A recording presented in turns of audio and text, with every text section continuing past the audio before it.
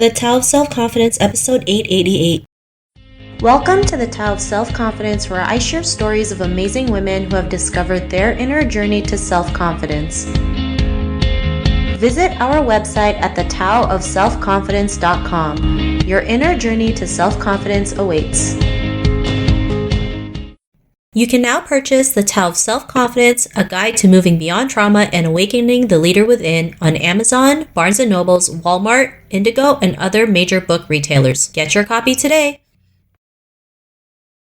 Well, hello, friend. Welcome to The Tao of Self-Confidence, where I share stories of amazing women who've discovered their inner journey to self-confidence. I'm your host today, Sheena Yap Chan, and today I have an amazing lady on the show today. She is the director of Flex Talent Solutions, which is part of Marriott International, and I'm super excited to have her on and share her story with us today on self-confidence. So without further ado, I'm going to introduce you to Amy Geiger. Amy, how are you today? Maybe you can fill in a little bit more about yourself to the listeners.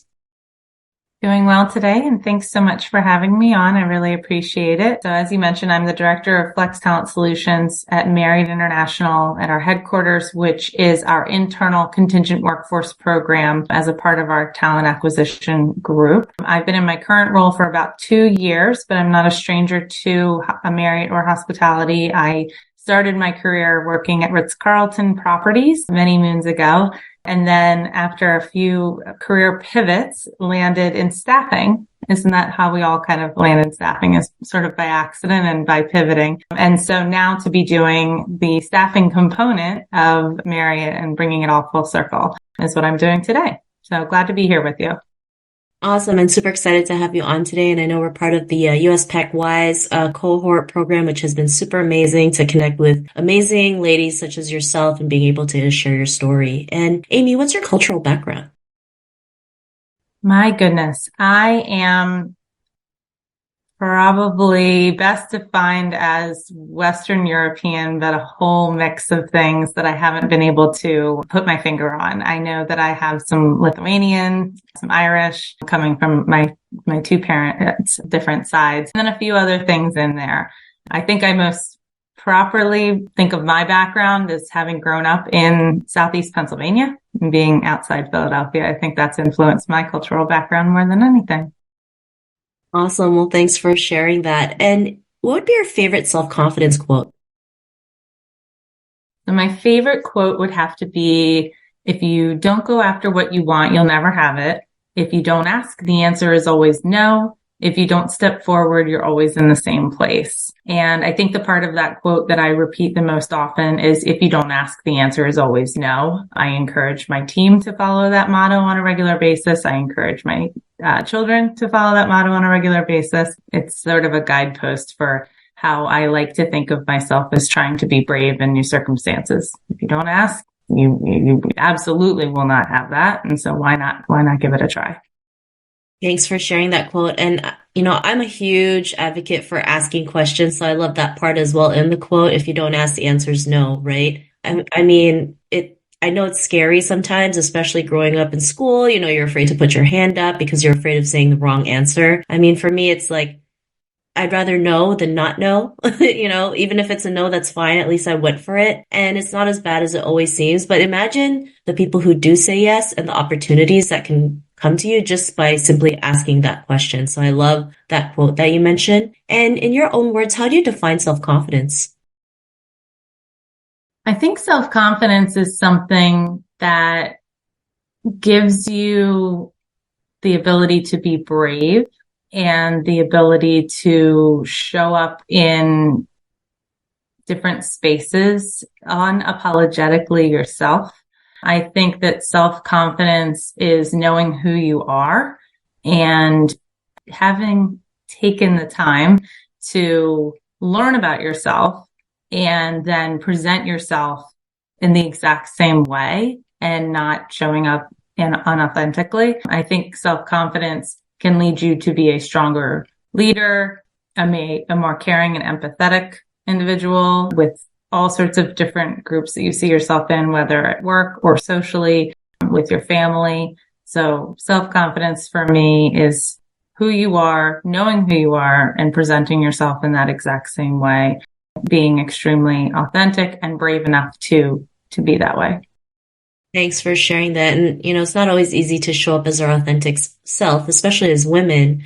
We're a little bit more, we're a little bit more emotional than men. And, it's hard sometimes to show up like that, right? If we're going through something thinking that's going to be our weakness, when really vulnerability can be our biggest strength. And it does take a lot of bravery to share, like, I'm not feeling good today. I feel like crying, or I want to hide from the world. And being able to authentically express that, other people, especially women, can relate to that and realize, it's just all part of the process. So I love that definition that you mentioned. And Amy, what was your life like before your discovery of self-confidence? You defined it really well. The unwillingness to even raise your hand and ask a question because you were afraid that that question might be a dumb question or that you might be looked at or perceived a different way. Life is certainly harder when you don't have self-confidence. I think you don't know who you can trust. You don't know if you can trust yourself. You don't necessarily take advantage of every opportunity that might come your way. And then you might be left with feeling with regret, which I think is just one of the biggest problems of lacking self-confidence is, looking back and wishing that you might have or would have taken an opportunity that came your way. So life was certainly challenging. I mean, I think anybody would agree that you don't know your true self for many, many years of your life, and you get to know yourself through your friendships and through your work partnerships. Over time, you start to build out what you feel like is your true and best self. And then you get to start to present that to others. So it was certainly harder. I certainly have some regrets, missed opportunities, things I wish I would have said and didn't, things that I might have said that I didn't mean, all sorts of scenarios that kind of float through your head and go, man, if I were the person that I am today back when I was confronted with that exact situation, and it all ties back to being self-confident, I would have handled that a lot differently. Maybe it would have gone another way. Thanks for sharing that. And I think that's something we can all definitely relate to, especially having those regrets. If I had a little bit more confidence, I could have gotten that promotion, or I could have started my own business, or I could have climbed that mountain, right? There's so many things that could happen, but I also believe everything happens for a reason, right? We're in this, we're at the right place at the right time for a certain reason. And when we look back, we're like, oh, now I know I went through all those things. So I'm glad you're able to share that. And what was that point in your life when you realized you were more than enough to go out there and, be who you are today? Especially, working for corporate is not always easy as a woman. There's lots of challenges, but you kept on going. You saw your worth. But what was that aha moment that gave you that realization? I don't know that there was a single aha moment, but I certainly know that my confidence was built up by others seeing more in me than I saw in myself. And I am grateful to those mentors and even peers. And, my husband is very supportive and offers me or, encourages me to show up in a lot of ways that I may not on my own. Mentors along the way throughout my career have given me little like almost like stairs. I picture them like each one of them has gotten me up another like stair as I've gone up towards the top where I feel much more self-confident. But I think that I needed to have exposure to different opportunities and have somebody kind of look at me and go, you can do this. And then the success of that moment comes from me. I have to deliver on that opportunity. I have to actually make something out of it. But somebody giving me the opportunity or somebody coming to me and showing me, the more I said yes and the more I accepted, the more confident I became. I credit some of the opportunities of stepping into a leadership role in terms of managing others and having a large team of people underneath me was probably the biggest aha moment I had, where people were looking at me to lead and I was doing it. And I was, I sort of surprised myself that I was able to come into that and while I didn't know all the answers, I knew where to go to look, or I knew who to talk to, and I knew how to kind of show up and be brave, not just for me, but for my team that I was sort of representing in every day. And I think that role that I had, and that would be, when I was in staffing, probably led me to the point where I felt like, okay, now I can definitely do anything I set my mind to at this moment. And it's all up to me. If there's an opportunity, it presents itself, I can show up and I can take it, I can make it happen. So not really an aha, but definitely a turning point, thanks to great mentors who believed in me. Thanks for sharing that. And it's important to have that support to, realize that because sometimes we have a lot of blind spots, right? We feel like we're not good enough, our self-worth is low, and then when we see it from somebody else's eyes, they think, "Oh, you're amazing." And that makes a whole difference in the world when someone else believes in us, in our capabilities, and what we can achieve. It makes a huge difference. It basically changes the way you see yourself because of it. And so for me, help is really important. Having that support system, having the community, surrounding yourself with people who will lift you up when times are tough is really important in all our journeys, whether it's personal or business or in our careers. And because of that realization, what's your life been like now?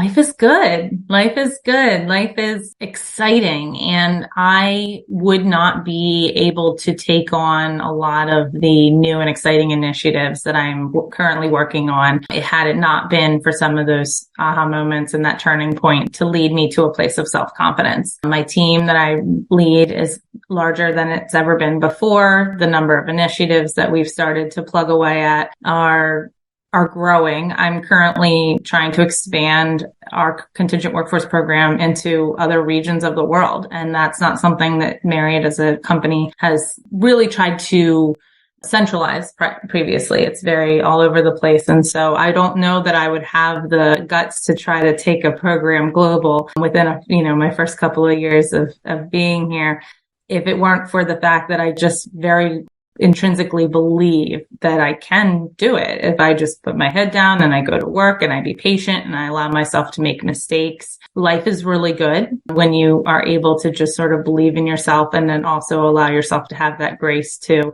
not be perfect. Self-confidence doesn't mean that, everything I do goes right every single time.